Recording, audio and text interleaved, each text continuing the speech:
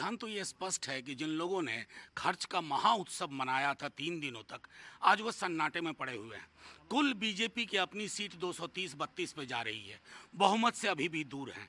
और अगर मैं चंद्रबाबू नायडू की पार्टी टीडीपी को और यहाँ जेडीयू को थोड़ा विलग कर दूं, तो मेजॉरिटी भी नहीं है, तो जाहिर है वो 400 पार का गुब्बारा फट गया है।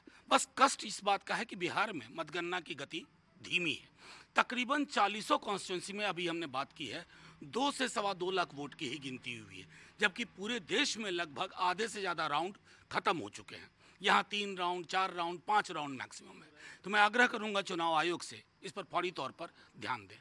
लेकिन सबसे अजीब बात ये देखा जा रहा है कि नीतीश कुमार जी का स्ट्राइक रेट तो सबको चौंका रहा है। देखिए, मैं एक बात बार बार कहूं, आपसे कहता हूं कि नीतीश जी इस गठबंधन के सूत्रधार भी थे। हालांकि बाद में उन्होंने निर्णय लिया, लेकिन मुझे जहां तक उनकी राजनीति को मैं समझता हूं, और जो तेजस्वी जी बार बार कह रहे थे कि 4 जून के बाद कुछ बड़ा हो सकता है, तो संभवतः नीतीश जी या फॉर दैट मैटर चंद्रा बाबू, वो दोनों चाहेंगे कि देश को इस आत्म केंद्रित, आत्ममुग्ध, एक वेंडेटा वाली पॉलिटिक्स से दूर ले जाया जाए, ऐसा मेरा विश्वास है।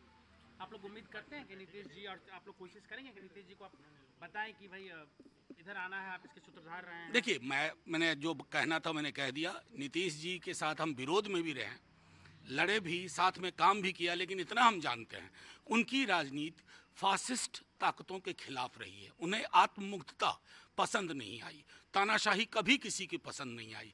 मैं समझता हूँ उसी अनुसार निर्णय लेंगे। एक सवाल और आपसे कि कई लोग कह रहे थे नीतीश जी जो हैं डबल डिजिट में नहीं जा पाएंगे, और कई तरह की बात कि बीजेपी 400 पार जाएगी ही जाएगी। देखिए, नीतीश जी डबल डिजिट में नहीं जाएंगे, अगर ऐसा नहीं था कभी भी। नहीं तो जिस तरह से बीजेपी ने उनको घेर करके उनको अपने साथ लाया, तो उसी समय हमें लग गया था कि हताशा बीजेपी के अंदर काफ़ी है। लेकिन महत्वपूर्ण प्रश्न ये है कि 400 पार आज 230 पे स्ट्रगल कर रहे हैं, 230 पे। ये अपने आप में संदेश है कि लोकतंत्र में आपकी आत्ममुग्धता, आपका अहंकार इतना न चला जाए ना कि आप वोटर को तुच्छ समझने लगे। मैं समझता हूँ ये परिणाम उसी दिशा में इंगित कर। उत्तर प्रदेश का रिजल्ट चौंका रहा है, बड़े बड़े चेहरे वहाँ पे हार रहे हैं, बहुत पीछे चल रहे हैं अभी। देखिए, उत्तर प्रदेश का रिजल्ट मैं सच कहूँ तो एग्जिट पोल में सिर्फ जिन लोगों ने यकीन किया था वो मान रहे हैं कि चौंका रहा। जितनी हमें खबर थी उत्तर प्रदेश से अलग अलग, खास करके पूर्वांचल के पूरे इलाके से, वहाँ लगभग सफाया हो रहा है। खुद मैं देख रहा था कि कैबिनेट मिनिस्टर 60-70 हज़ार से पीछे चल रही है। तो ये एक संदेश है जो मैं बार बार दोहराऊंगा कि लोकतंत्र में किसी भी व्यक्ति का अहंकार भारी पड़ता है। और अभी तो देखिए नीतीश जी और चंद्रा बाबू जी क्या फैसला करते हैं। बिहार को लेकर जिस तरीके से आरजेडी का उम्मीद था, एक्सपेक्टेशन था, अभी नहीं, मैं आपको गारंटी दे रहा हूँ, अभी इंतजार करिए। तकरीबन 3:30-4 बजे तक आप देखेंगे कि सीट डबल डिजिट से ऊपर जाएगी। तो वो मैं समझता हूँ कि आप स्पष्ट तौर पे देख पाएंगे।